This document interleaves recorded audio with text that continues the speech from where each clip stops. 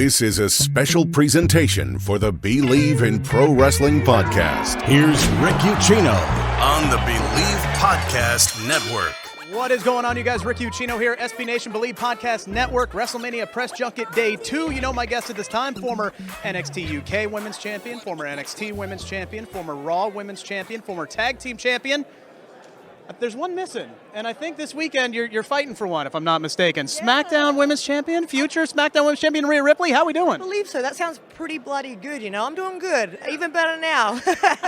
I mean, what would that mean to you? You're 26 years old, and to run the entire gamut of winning all those championships, what would that mean for you? Absolutely everything.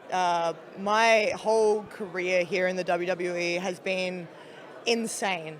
Starting here in the Mae Young Classic and just like overcoming so many obstacles, thinking that I was going to go home, being on the bridge of getting fired, absolutely everything, to then taking over the women's division here in the WWE. I'm very, very proud of myself, and I'm glad that I stuck it out, and I'm glad that I could be doing it with people like Bianca Belair, like Raquel Rodriguez, like Liv Morgan, like Dakota Kai, Io Sky, sorry.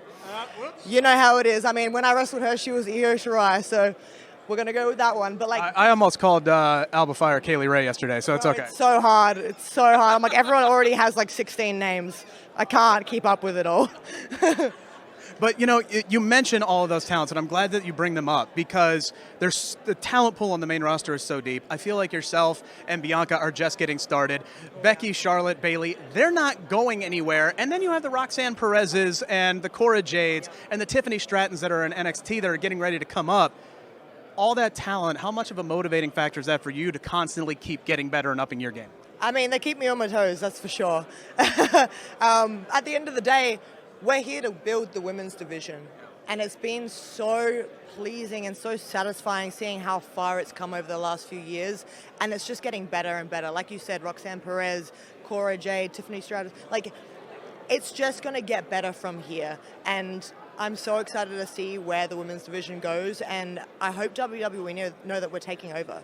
Like, they're not going to have much of a choice. No, we can go just as hard as the boys, and I think everyone's realizing that. And having the WWE universe back us, and all of you guys just like talk about us all the time, like, it really does help the women's revolution. And I'm excited to see what happens in the future. Oh, I'm carrying that flag every single damn day, you can bet that. But let's talk about your match with Charlotte this weekend.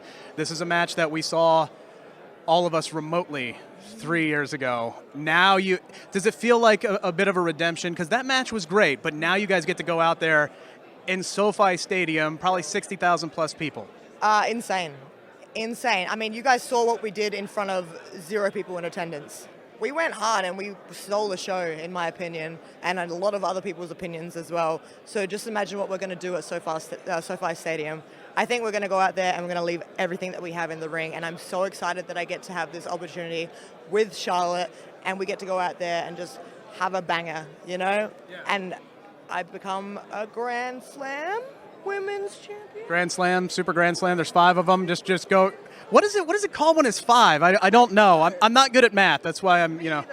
Me either. That's why I throw myself at the floor for a living. Yeah, fair enough. That's why I talk to people who throw themselves on the floor for a living. Last question here, because I'm getting the wrap-up signal. This has the opportunity to be a big weekend, not only for yourself, but for all of Judgment Day, right? You got Dom, who's going to smack his old man around. Finn should exercise his demons. Look, baby Dom right there in the pocket there. Finn Balor should exercise his demons inside Hell in a Cell. Puerto Rico's coming up. Damian Priest should be heavily featured there. He better be. Dang right. He better be. You hear that? He better.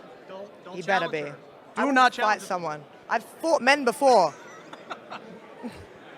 That's not a threat. That's a promise. But if the overarching theme of this WrestleMania is the collapse of the bloodline, which I think we all kind of hope and expect it to be, Judgment Day has to be a prime position here to ascend and take over that top as a top faction in WWE.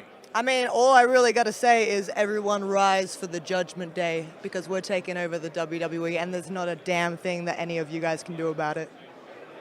Future SmackDown Women's Champion, Rhea Ripley, thank you so much.